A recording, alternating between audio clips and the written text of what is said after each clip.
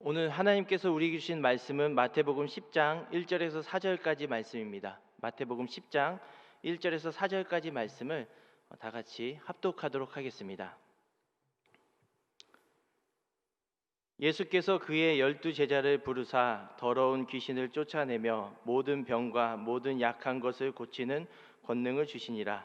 12사도의 이름은 이러하니 베드로라 하는 시몬을 비롯하여 그의 형제 안드레와 세베대의 아들 야고보와 그의 형제 요한, 빌립과 바돌로메, 도마와 세리 마테, 알페오의 아들 야고보와 다데오, 가나나인 시몬 및 가롯 유다 곧 예수를 판 자라. 이 말씀은 살아계신 하나님의 말씀입니다. 오늘도 각자의 자리에서 온라인으로 예배드리는 성도님들께 하나님의 은혜가 가득하고 또 간절히 기도하는 예배 시간 되시기 바랍니다. 우리는 코로나 이전에 이러한 말들을 참 많이 했던 것 같습니다. 교회는 건물이 아닙니다. 성도 한 사람 한 사람이 교회입니다. 또 교회는 성전이 아닙니다. 하나님의 성령이 거하시는 성도 한 사람 한 사람이 하나님의 성전입니다 라는 말을 했던 것 같습니다. 아마 한 번쯤 하시고 또 들어보신 분들도 계실 것입니다. 그런데 개인적으로 저는 코로나 이후에 이러한 말들이 더 이렇게 마음에 와닿았습니다. 또 피부에 와닿고 실감하는 것 같습니다. 건물 자체가 교회가 아니라 정말로 성도 한 사람 한 사람이 교회이고 하나님의 성전이다라는 것을 체감하고 있는 것 같습니다.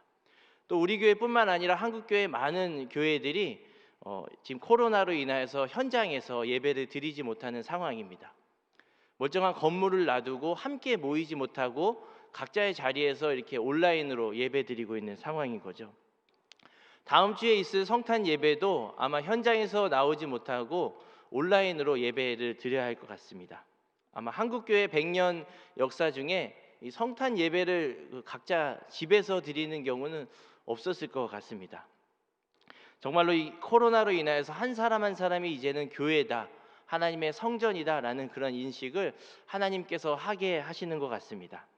그렇다고 해서 제가 뭐 교회 건물이 필요 없다라는 말씀을 드리는 것은 아니고요. 코로나 이후에 내가 하나님의 성전이구나라는 그런 인식을 다시 한번 이렇게 깨닫게 되는 것 같습니다.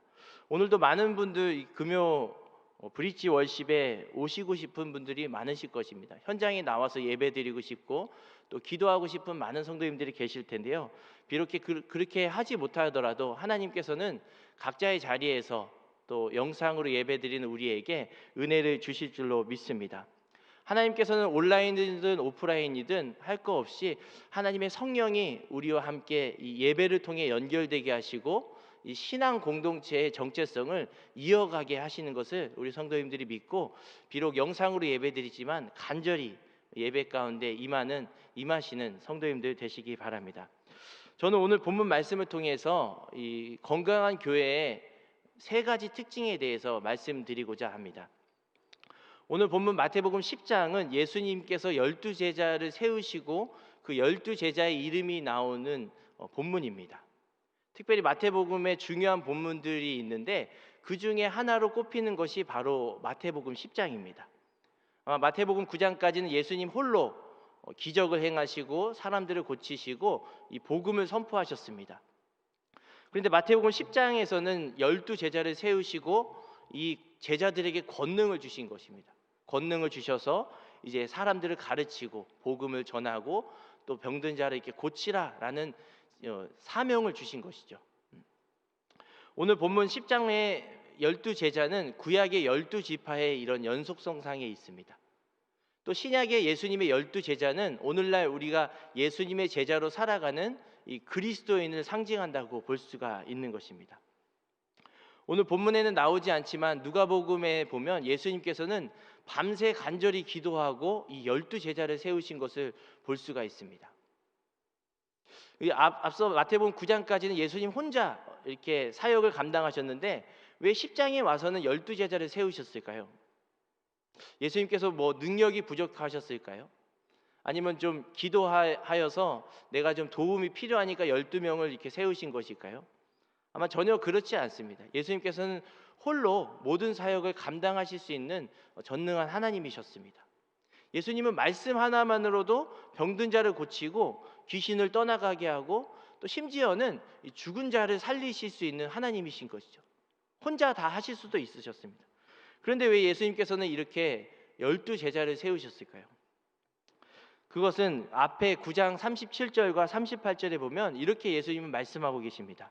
추수할 것은 많되 일꾼이 적으니 그러므로 추수하는 주인에게 청하여 추수할 일꾼들을 보내어 주소서 하라 라고 말씀합니다.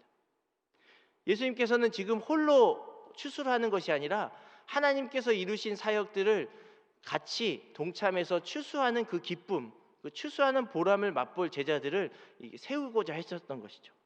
예수님이 지금 말씀은 무엇이냐면 추수할 일꾼을 보내달라는 거예요. 농사지을 일꾼을 보내달라는 것이 아닙니다. 추수할 일꾼이라 하는 전제는 이미 그 앞서 씨를 뿌리고 자라게 하는 사람이 따로 있고 그 마지막에 열매를 거두는 추수라는 것이죠. 이 추수할 일꾼이라는 것은 하나님께서 이 모든 사역들을 다 계획하시고 실행하시고 마지막에 결국에 가서는 이 제자들의 복음 전파를 통해서 열매를 맺게 하시고자 하셨던 것입니다. 추수하는 기쁨, 또 이 복음을 전하여서 영혼이 구원되는 그 보람, 그 기쁨을 함께 맛보고자 예수님은 12제자를 이렇게 택하신 것입니다. 12제자라고 해서 다른 사람들보다 훌륭해서 뛰어나서 택하신 것이 아닙니다. 아니면 정말로 추수할 자격이 있어서 하나님이 선택하신 것도 아닙니다.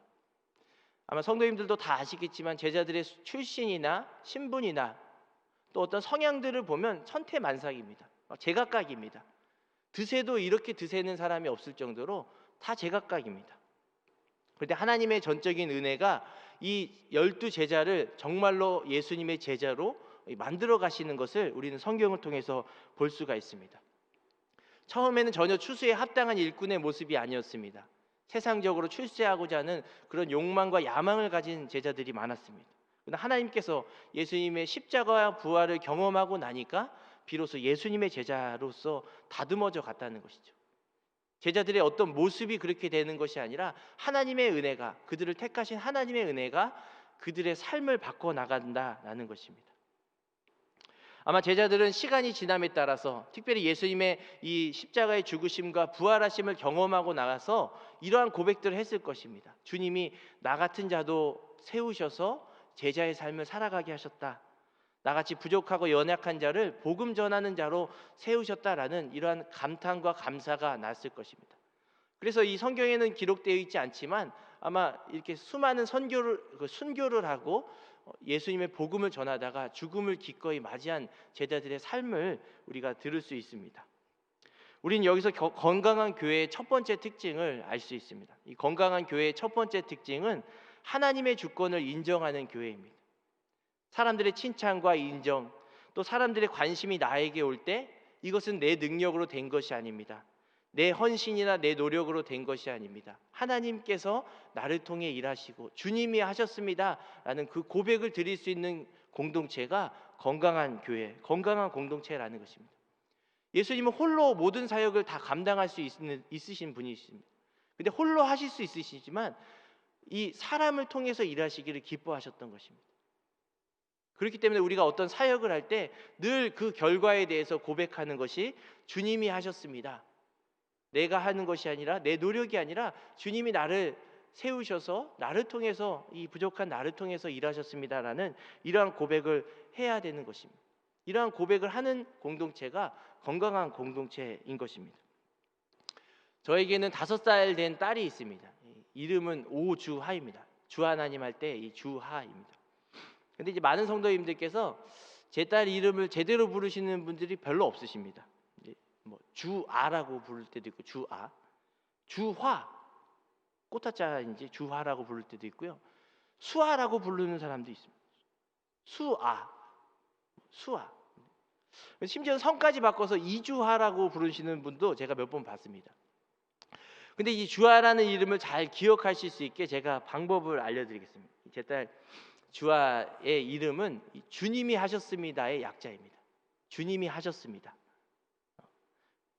이제 잘 기억하고 잘 부르실 수 있겠죠. 주님이 하셨습니다의 약자 오주하입니다. 이렇게 알려드렸는데도 이주하라고 부르면 이제 답이 없습니다. 이제 알아서 하나님은 사람을 통해 일하실 수도 있지만 사람을 통해 일하지 않고 강권적으로 역사하실 수 있는 하나님이십니다. 근데 오늘 본문을 보면 예수님께서는 이 택한 제자들을 통해서 일하시기를 기뻐한다라는 것입니다. 이 제자들을 상징하는 것이 오늘날 교인, 그리스도인을 상징합니다.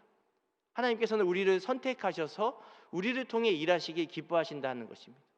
그런데 그렇게 사역의 열매가 맺어질 때 우리의 마지막 고백은 내 능력, 내 노력, 내 헌신이 아니라 주님이 하셨습니다라는 이 고백인 줄로 믿습니다. 한없이 죄 많고 연약한 우리들을 하나님이 세우셔서 그 자리에 있게 하신 것도 하나님의 은혜이고 나를 통해서 일하셨습니다, 주님이 하셨습니다 라고 고백하는 공동체가 건강한 공동체가 될 수 있다는 것입니다. 나 아니면 안 돼, 나나 되니까 이 정도 하는 거야, 이건 내 머리에서 나온 거야 라는 그 고백을 하는 공동체는 분명히 건강한 공동체가 되지 못합니다.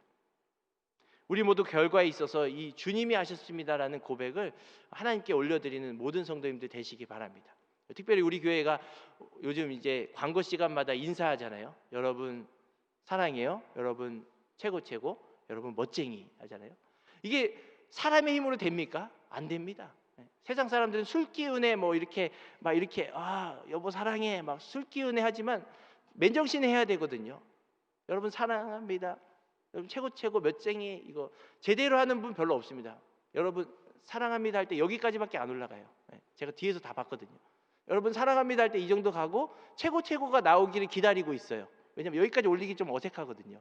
제가 다 알거든요. 뒤에서 보면 다 보여요.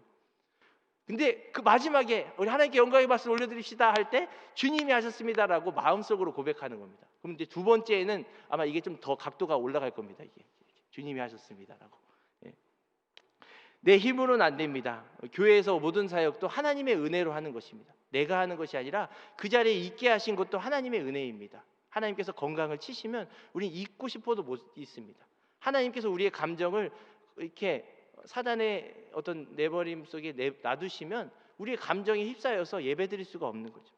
그러므로 우리가 코로나로 인해서 비록 교회에 함께 모이지 못하더라도 각자의 자리에서 주님의 주권을 인정하는 신앙으로 힘있게 나아가시는 성도님들 되시기 바랍니다.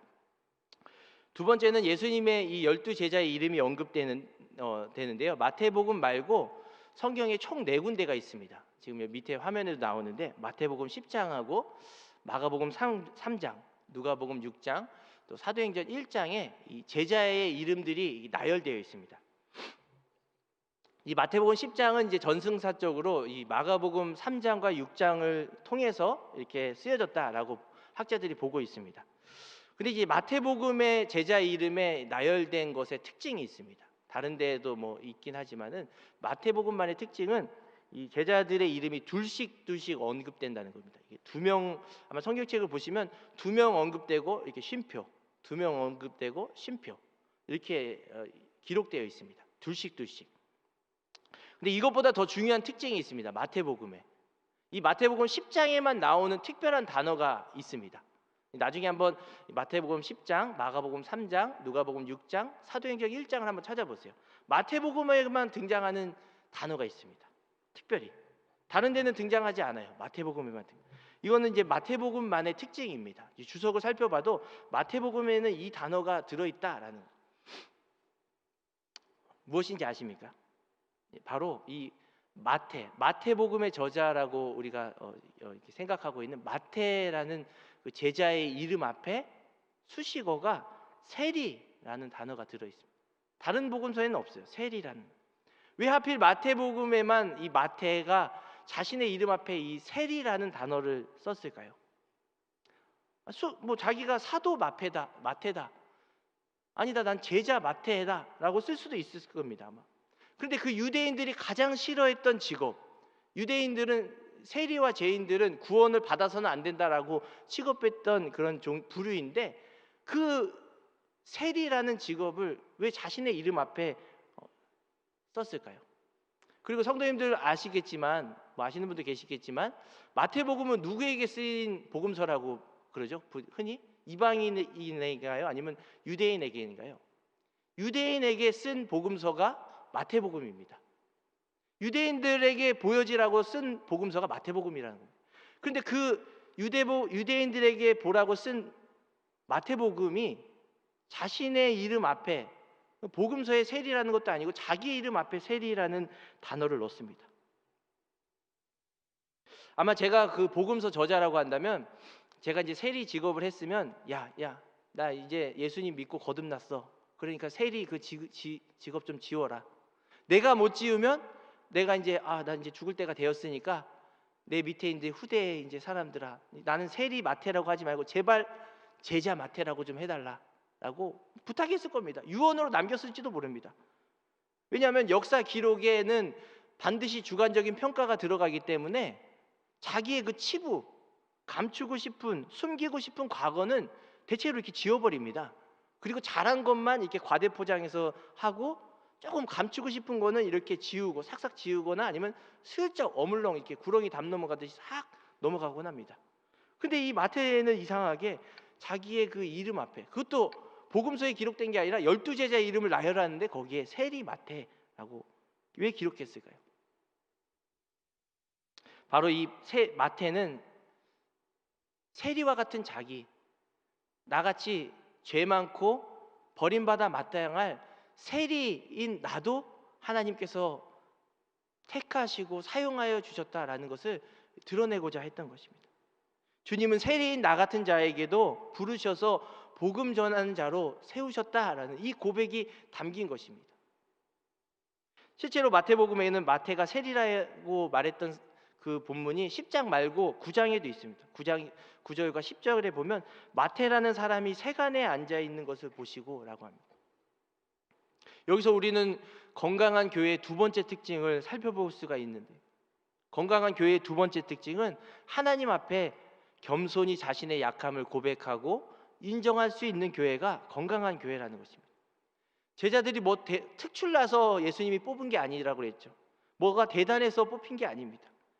하나님의 은혜로 우리와 똑같이 동일한 죄인이었지만 하나님의 은혜가 제자들을 정말로 제자처럼 만들어 가신다는 것을 보여주는 것이 바로 성경의 이야기입니다. 마태는 시간이 지날수록, 처음에는 그렇게 하지 않았지만 예수님의 십자가와 부활을 경험하고 나서 자신을 부르셨던 그 하나님의 은혜에 감격하여서 이전에 내가 어떠한 일을 행했는지 아마 그것을 상기하고자 이런 연약함을 고백했던 것입니다. 이것을 남겼던 것입니다. 특별히 마태복음에게면 남들은 사도 마태라고 불렀겠지만 나는 여전히 하나님 앞에 세리입니다. 이러한 연약함의 고백이 건강한 공동체를 만드는 것입니다. 약함의 고백이 많은 공동체가 건강한 것입니다. 사람들이 높이 추대하고 인정받는 자리에서 기꺼이 주님의 주권을 인정하고 낮아질 수 있는 공동체, 그것은 성령께서 은혜로 주신 것입니다. 그래서 야고보서 4장 10절에 보면 주 앞에서 낮추라, 그리하면 주께서 너희를 높이시리라 라고 말씀합니다. 자신의 부르심이 은혜였음을 고백할 수 있는 공동체, 또 내가 여기까지 온 것도 약한 나, 죄된 나, 세리와 같은 나를 택하셔서 인도하신 하나님의 은혜입니다라고 고백할 수 있는 공동체가 건강한 공동체인 줄로 믿습니다. 우리 성도님들 각자의 자리에서 예배 드릴 때, 기도로 나아갈 때 우리가 우리의 필요를 고백하기 전에 나의 약함을 고백하며 나아갔으면 좋겠습니다. 그럴 때 우리가 몸과 몸은 떨어져 있지만 마음은 하나 될 수가 있는 것입니다. 만약 공동체 안에 자신의 업적만을 드러내고 자기 자랑에 빠지고 주님보다 자기의 공로를 높인다면 그 공동체는 분명히 건강한 공동체가 될 수 없습니다. 그 한 사람은 드러날지 모릅니다. 그러나 공동체는 그 사람으로 인하여서 하나 되지 못하는 것을 보게 되는 것입니다. 건강한 공동체는 성령께서 낮아지게 하시는 그 부르심과 그 세밀한 음성에 순종할 수 있는 공동체가 건강한 공동체라는 것입니다. 그래서 아마 성도님들도 아실 겁니다. 교구에서 일은 정말로 누구보다 열심히 하는데 그 사람이 일을 하면 할수록 공동체가 분열이 나고 하나 되지 못하고 싸움이 나고 시기하는 것을 보게 됩니다. 그러할 때 내가 정말로 하나님 앞에 약함을 고백하고 있는가라는 것을 돌아보시기 바랍니다. 약함을 고백하며 하나님의 일을 한다면 이것이 하나가 되게 하는 것입니다. 왜냐하면 모두가 다 약해지는 상태에서 하나님만 높임을 받으시기 때문에 그 공동체가 하나 된다는 것이죠. 약함을 기꺼이 나누며 기도해 줄 수 있는 공동체가 바로 건강한 공동체인 줄 믿고 힘있게 나아가는 모든 분들 되시기 바랍니다. 저는 목사 오상원이지만 제가 이 말씀을 묵상하면서 그렇게 고백했습니다. 주님, 나는 세리 오상원입니다. 그 많은 사람들의 기도 제목을 끌어안고 기도하지 못하고 나만을 생각했던 세리 오상원입니다라는 그런 고백을 하면서 이 말씀을 준비했을 때 주님이 주시는 그런 은혜가 있었습니다. 자신의 연약함을 고백하며 기도를 엎드려 주님께 모든 것을 의탁할 수 있는 우리 모든 성도님들 되시기 바랍니다. 세 번째 교회의 특징, 건강한 교회의 특징에 대해서 살펴보겠습니다. 이 제자의 12명의 제자 이름에는 세리 마테라는 이름 외에 또 우리가 주목해야 될 이름이 있습니다. 다른 특징이 있는데요. 세리 마테와 그런 대립되는 사람입니다. 바로 가나나인 시몬입니다. 이 가나나인이라는 것은 뭐 가나안 사람, 가나 사람이라는 것이 아니라 이 아람어 카난에서 온 것인데 열심당, 셀로 땅, 열심당원이라는 뜻입니다. 열심당원 시몬이라는 뜻이죠. 가나나인 시몬이라는 것은 열심당원. 그래서 그 당시에는 이 이스라엘의 이 유대 애국정당 진짜 애국정당이 이 열심당원이었습니다. 그래서 이스라엘을 지배하던 로마 제국을 무력을 써서라도 폭력을 써서라도 어떻게 해서든지 우리가 끝까지 대항해야 된다. 그리고 로마가 세금을 걷는데 그 세금을 걷는 것을 거부했습니다. 이 사람들은 전투적이고 급진적인 성향을 가졌습니다. 그래서 어떤 주석을 살펴보니까 당시 열심당원들은 이 로마의 중요 인물 아니면 그 로마의 밑에서 이스라엘 민족의 피를 빨아먹는 그런 이스라엘의 민족의 배반자, 로마의 앞잡이 같은 사람을 이렇게 처단한 것을 전제로 내가 처단하기로 다짐합니다라는 그러한 것을 전제로 가입서약을 했다라는 그런 문화적인 배경도 있습니다. 아무튼 이들 눈에 이 가나나인 시몬이 열심당원이었던 거죠. 이 로마의 제국 밑에서 이 이스라엘의 피를 빨아먹는 그러한 사람들을 내가 처단하겠다라는 거예요. 그러니까 이 가나나인 시몬, 열심당원 시몬과 세리 마태는 이게 문화적으로 이념적으로 섞일 수가 없는 겁니다. 지금 이 가나나인 시몬 눈에는 저 로마 제국 밑에서 이스라엘 민족에게 과도한 세금을 부여해가지고 자신의 부를 축적하는 직업인 세리, 그 세리 마태를 좋게 봤겠습니까? 아마 모르긴 몰라도 저 세리 마태를 왜 불렀지? 그리고 저 진짜 꼴 보기도 싫은 세리 마태 이렇게 생각했을 것입니다. 더욱 놀라운 것은 예수님께서 이 두 제자를 함께 불렀다는 거죠. 세리 마태와 가나나인 열심당원 시몬 같이 불러.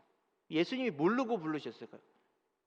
야, 내가 너희들 부르고 보니까 미안하다. 야, 몰랐다. 너희들 겉으로는 그렇게 안 보였는데 너 굉장히 리버럴하다. 급진적이다. 너 진짜 나 그럴 줄 몰랐다. 야. 그렇게 했을 겁니까? 예수님이? 아닙니다. 예수님 다 아셨어요. 인간적으로 볼 때 세리와 열심당원은 섞일 수 없고 하나 될 수가 없습니다. 만났다 하면 싸우고 돌아가는 것이 이 두 집단입니다. 그러나 그렇게 물과 기름처럼 섞이지 못할지라도 하나님의 은혜가 이들을 어떻게 하나 되게 하는지를 보여주고자 했던 것이죠. 그렇게 대립되는 집단이 하나 되게 하신 것, 한 제자로 예수님의 하나된 공동체로 나아갈 수 있게 하는 것이 하나님의 은혜라는 것을 보여주는 것입니다. 십자가의 능력입니다. 나와 다른 사람과 비교해서 다른 사람의 차이점만 들춰내는 것이 아니라 나도 저 사람과 동일한 죄인입니다라는 것을 고백할 수 있는 것이 십자가의 은혜인 것입니다. 나도 저 사람과 함께 똑같이 하나님의 은혜로 부름받은 자입니다라고 고백하는 것이 십자가의 은혜인 것입니다. 하나님의 은혜인 것입니다. 예수님은 오늘날로 말하면 여당, 기득권층하고만 친하게 지내시는 분이 아니셨습니다. 아니면 반대로 야당, 정부를 비판만 하고 무력을 써서라도 투쟁하기를 원하는 그런 세상적인 이데올로기로 가득 찬 그런 부류들하고만 섞이는 것이 아니었습니다. 이 두 부류를 함께 부르신 것입니다. 우리는 여기서 건강한 교회의 세 번째 특징을 살펴볼 수가 있습니다. 건강한 교회의 세 번째 특징은 성령께서 이미 하나 되게 하신 것, 예수님 안에 하나 되게 하신 것을 힘써 지키며 순종하는 교회가 건강한 교회라는 것입니다. 세리와 열심당원, 인간의 눈으로 봤을 때는 절대 하나 될 수 없습니다. 분열과 다툼과 논쟁만 일어납니다. 그러나 이들이 주님의 부르심을 깨닫고 주님의 은혜가 얼마나 큰지를 깨달았을 때 그들의 서로의 차이점이 보이는 것이 아니라 우리를 은혜로 부르신 공통점이 먼저 보였다는 것입니다. 오늘날 우리에게 필요한 것은 이 마음에 맞는 사람들만 고르고 하나 되는 것이 아니라 이렇게 우리로 하여금 이미 하나 되게 하신 것을 힘써 지켜나가는 것이 필요하다는 것이죠. 예수님의 보혈로 우리는 이미 하나님과 나 사이에, 또 사람과 사람 사이에, 성도와 성도 사이에 하나가 되게 하셨습니다.